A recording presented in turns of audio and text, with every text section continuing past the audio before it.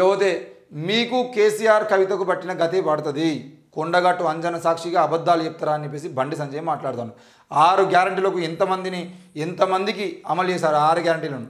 మంత్రి పొన్నం వ్యాఖ్యలపై బండి సంజయ్ ఫైర్. కాంగ్రెస్కు అభ్యర్థి కరువయ్యాడని ఎద్దేవా. ఈ నెల 19న బీజేపీ ఎంపీ అభ్యర్థిగా బీఎస్కే బండి సంజయ్ కుమార్ నామినేషన్. మాట్లాడుతున్న బీజేపీ ఎంపీ అభ్యర్థి బండి సంజయ్ ఏంది మీకు కేసీఆర్కు కవితకు పట్టిన గతే పడతా అని చెప్పేసి బండి సంజయ్ అంటాడు. కొండగట్టు అంజన్న సాక్షిగా అబద్ధాలు చెప్తారా అని చెప్పేసి మాట్లాడుతాడు. కొండగట్టు అంజన్న అని చెప్పేసి మాట్లాడితే అయ్యా బండి సంజయ్ కుమారు 2011 సెప్టెంబర్ 11వ తేదీన 2011 సెప్టెంబర్ 11వ తేదీన కొండగట్టులో బస్సు ప్రమాదం జరిగి 57 మంది అక్కడికక్కడి చచ్చిపోయారు. 17 మంది తీవ్ర గాయాల పాలయ్యారు. ఆ 17 మందిలో కనీసం 5-6 తర్వాత చనిపోయారు అనే వార్తలు కూడా వినపడ్డాయి. ఆ 17 మందిలో దాదాపు 10 మంది ఇప్పటి వరకు ఏ పని చేసుకోలేక 2 కాళ్ళు కానీ 2 చేతులు కానీ ఒక కాలు ఒక చేయి కానీ పోయి వాళ్ళు ఆ 17 మందిలో 10 మందికి పైగా ఇప్పటి వరకు ఏ పని చేసుకోలేక బతుకుతున్న పరిస్థితుల్లో 57 చచ్చిపోయినటువంటి 57 మందికి కానీ మొత్తం అసలు నిర్వాసితులు అయిపోయినటువంటి 17 మందికి కానీ ఇప్పటి వరకు బండి సంజయ్ అనే వ్యక్తి చేసింది ఏంటి? కొండగట్టు అంజన సాక్షిగా అబద్ధాలు చెప్తే వాళ్ళకు పట్టిన గతి మీకు పడతా అంటే అసలు ఆ గతి ఎవరికి పట్టాలి? ఈరోజు కులం పేరుతో మతం పేరుతో అంజన పేరుతో ఇక్కడ మహంకాళి పేరుతో లేదంటే చార్మినార్ దగ్గర ఉన్నటువంటి ఇంకో దేవత పేరుతోనే 24 గంటలు నోరు తెరిస్తే ఏదో ఒక దేవుణ్ణి అడ్డం పెట్టుకొని మాట్లాడేటువంటి బండి సంజయ్ నీకేం గతి పట్టాలి?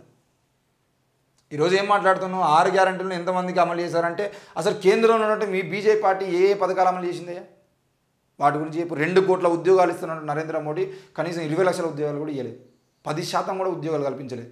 ఈరోజు దేశంలో ఒకప్పుడు చదువు అయిపోయింది అని అంటే యువకులు హైదరాబాద్కి వచ్చినామా, తెలంగాణ రాష్ట్రంలో ఉన్న యువకులందరూ హైదరాబాద్కి వచ్చినామా, హైదరాబాద్లో ఏదో కంపెనీలో పెద్ద సాఫ్ట్వేర్ కంపెనీలో పోయి మైక్రోసాఫ్ట్లో లేకపోతే డిల్లో లేకపోతే కాగ్నిజెంటో ఇంకో కంపెనీ పోయి ఏదో ఒక రెజ్యూమ్ పెట్టి ఏదో ఒక తెలిసిన వాళ్ళని పట్టుకొని ప్రాక్టీస్ చేసి ఏదో ఒక రకంగా ఉద్యోగం సంపాదించాలనే ప్రయత్నం ఇంతకుముందు చేస్తాడు. ఇప్పుడు మీ బీజేపీ పార్టీ అధికారంలోకి వచ్చినా గత 10 ఏళ్లలో ఏమంటాడు నరేంద్ర మోడీ? జిలేబీలు వేసుకొని బతకని అంటాడు, మిర్చీలు వేసుకొని బతకని అంటాడు, లేదంటే ఛాయ్ వేసుకొని బతుకురు అంటాడు, లేదంటే రైల్వే క్యాంటీన్లో పని వేసుకొని బతకరు అంటాడు. ఉద్యోగాలే అవసరం లేదా, ఉపాధి చూసుకోవాల్సిన అవసరం ఉందని చెప్పేసి మీరే మాట్లాడతారు. ఎంత దారుణమైన పరిస్థితి అంటే దేశంలో యువకులు ఎక్కడికి వచ్చిరా అంటే ఇప్పుడు ఇంతకుముందు సాఫ్ట్వేర్ కంపెనీలలో చిన్న ఉద్యోగాలైనా పర్లేదు సాఫ్ట్వేర్ కంపెనీలో ఉద్యోగం చేయాలనే ఆలోచన నుండి హైదరాబాద్కి వచ్చినటువంటి యువకులు ఎంబీఏ అయిపోయి ఎంసీఏ అయిపోయి బీటెక్ అయిపోయి లేదంటే ఇంకో పని అయిపోయి ఈరోజు హైదరాబాద్లో ఉన్నటువంటి యువకులు జొమాటోలో స్విగ్గీలో లేదంటే ఓలా ఉబర్ లాంటి లేదంటే ర్యాపిడో లాంటి బైకులు నడుపుకునేటువంటి పరిస్థితిలో జెప్టో లాంటి చిన్న పనులు చేసుకునే పరిస్థితుల్లోకి ఎందుకు యువకులు మారుతూ ఉన్నారు? ఈరోజు పెద్ద యూనివర్సిటీలో చదువుకున్నటువంటి విద్యార్థులు కూడా ర్యాపిడో నడుపుకొని బతకాల్సిన పరిస్థితి ఎందుకు వస్తుంది? ర్యాపిడో కూడా ఉపాధి కదంటే ఉపాధి కావచ్చు, వాళ్ళ కష్టాలను తీర్చలే కదా. వాళ్ళకు రావాల్సినటువంటి ప్రభుత్వ ఉద్యోగాలు ఎక్కడ పోయినాయి? ఈరోజు ఎంతమంది 2 కోట్ల ఉద్యోగాలు వేస్తా అని చెప్పినటువంటి 10 ఏళ్ల బీజేపీ పాలనలో ఎన్ని కోట్ల ఉద్యోగాలు వేసారు?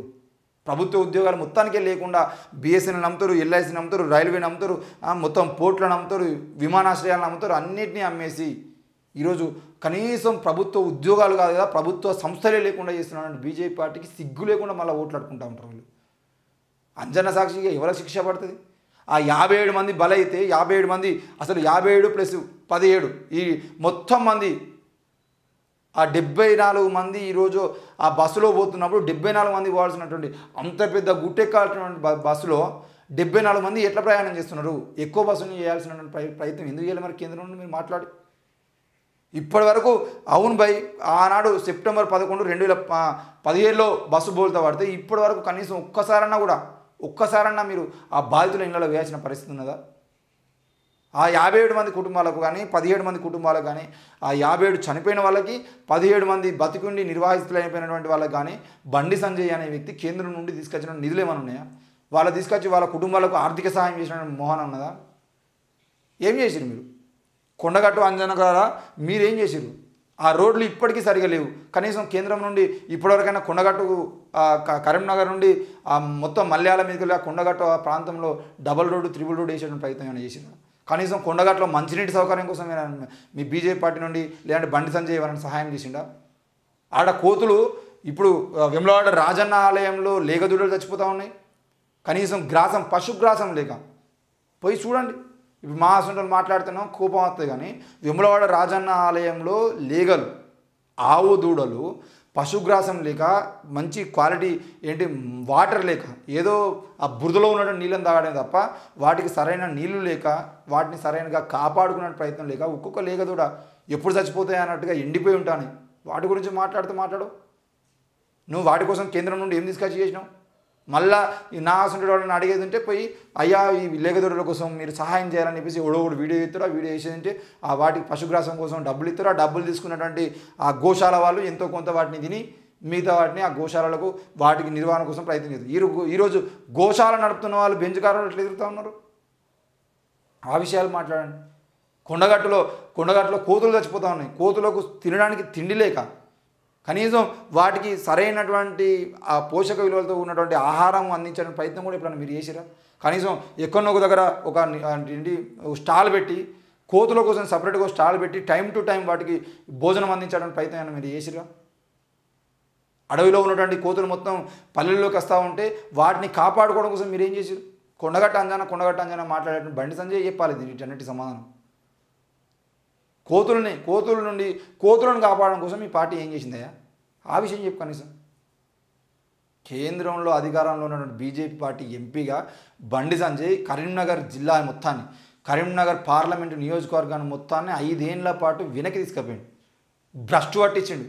ఈయన కొడుకు రౌడీజం చేసుకుంటా మొత్తం మళ్ళా ఏంటిది ఆడపిల్లని ఏడిపించేది అంటే నేను కొట్టినా అలా తప్పే ఉన్నా అని చెప్పేసి ఈయన కొడుకు మాట్లాడుతుంటాడు.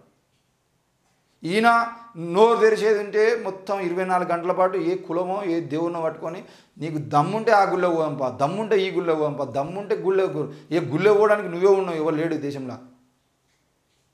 మొత్తానికైతే బండి సంజయ్ అనే వ్యక్తి గత 5 ఏళ్ల పాలనలో కరీంనగర్ నియోజకవర్గానికి ఏం చేసుకొచ్చిండో చెప్పడం చేతగాక, కరీంనగర్ నియోజకవర్గానికి 5 ఏళ్లలో నరేంద్ర మోడీతోని ఈయన తీసుకొచ్చిన నిధులేందో చెప్పడం చేతగాక, అమిత్ షా వచ్చినప్పుడు ఆయన చెప్పులు మోసుకుంటా సాయి చందన్న ఆయన పాట మర్చిపోయారా? జనాలు మర్చిపోలే కదా.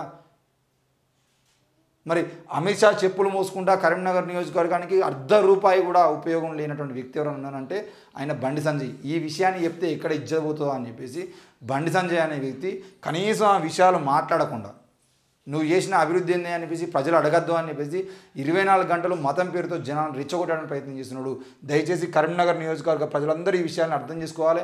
ఎట్టి పరిస్థితుల్లో కూడా బండి సంజయ్ లాంటి వ్యక్తి ఎవరన్నా ఓట్ల కోసం వచ్చేది ఉంటే అరే భయ్ మీరు గత 5 ఏళ్లలో కరీంనగర్ నియోజకవర్గానికి ఏం చేసిర్రు చెప్పుర్రా భయ్ అని చెప్పేసి అడిగి కూర్చోబెట్టి వాళ్ళు చెప్పినటువంటి విషయాన్ని విని అప్పుడు మీరు ఓటేయండి. నిరుద్యోగులకు ఏం చేశారు, విద్యార్థులకు ఏం చేశారు, దేశవ్యాప్తంగా విద్యార్థులకు అన్యాయం జరుగుతూ ఉంటే, పాఠశాలలు మూస్తూ ఉంటే, స్కాలర్షిప్లు ఇవ్వకుండా ఉంటే, పిహెచ్డీలలో కూడా అక్రమాలు చేసి కనీసం దళిత విద్యార్థులకు, ఎస్సీ ఎస్టీ బీసీ విద్యార్థులకు పిహెచ్డీ అడ్మిషన్లో కూడా అన్యాయం చేస్తూ ఉంటే, నీట్ లాంటి సంస్థలు వాటిలలో కూడా ఈరోజు మనకు అన్యాయం జరుగుతూ ఉంటే, రిజర్వేషన్ తీసేస్తూ ఉంటే ఏ రోజన్నా ఏ విషయంలో అన్నా బండి సంజయ్ మాట్లాడిండా అడిగిన తర్వాత ఓటేయండి. నిరుద్యోగులు, విద్యార్థులు, గృహిణులు 500 రూపాయలకి ఉన్నటువంటి గ్యాస్ సిలిండర్ 1200 రూపాయలకు పెంచినటువంటి విషయంలో కానీ, పెట్రోల్ 70 రూపాయలు ఉన్నటువంటి పెట్రోల్ 110 రూపాయలు పెంచినటువంటి విషయంలో కానీ ప్రతి విషయాన్ని అడగండి. దేనికన్నా బండి సంజయ్ సమాధానం చెప్తుడా? ఆయన ఏమైనా చేసిండు అభివృద్ధి చెప్పిన తర్వాత మాట్లాడుకుందాం. ఈరోజు కరీంనగర్లో బీఆర్ఎస్ పార్టీ ఒక వంతెన నిర్మిస్తే ఆ వంతెన మీద తార్ రోడ్డు పోతూ ఉంటే తార్ రోడ్డుకు సంబంధించిన విషయంలో ఆయన ఉర్రిండు. కానీ అంత పనికిరాని క్వాలిటీ లేనటువంటి పథకం రోడ్ వేసిరు, ఇది దేనికి పనికిరా అని చెప్పేసి మాట్లాడి మరి నీకు దమ్ముంటే పక్కపడి ఇంకోటి కట్టరాదు నువ్వు? నీ కేంద్రం నిధులు తీసుకొచ్చి మీ బీజేపీ పార్టీ కట్టినటువంటి ఇది దీని మీద తారే వేయింది కావచ్చు, మళ్ళీ వేసినట్టు అతుక్కునే మంచిగా ఉన్నది, వీళ్ళు వేసినటువంటి డాంబర్ మంచిగా ఉన్నది. కానీ మీ బీజేపీ పార్టీని కట్టినటువంటి బ్రిడ్జిలు ఎట్టున్నాయి తెలుసా? ఓపెనింగ్ రోజే కూలిపోయినాయి. మొత్తం ఆ నదుల మీద కట్టినటువంటి బ్రిడ్జి మొత్తానికే కూలిపోయింది మీ బీజేపీ పార్టీ చేసిన నిర్మాణం అది. మరి వాటి గురించి మాట్లాడుతారు. 24 గంటల పాటు ఏమనంటే మొత్తం తెలంగాణ రాష్ట్రంలో మతాన్ని ఎట్లా రెచ్చగొట్టాలి, మతపరమైనటువంటి దాడులు ఎట్లా చేయాలి, మొత్తానికి అయితే కరీంనగర్ నియోజకవర్గాన్ని కూడా ఎట్లా నాశనం చేయాలి అనేది మాత్రమే తప్ప వేరే ఏం ఆలోచన లేదు.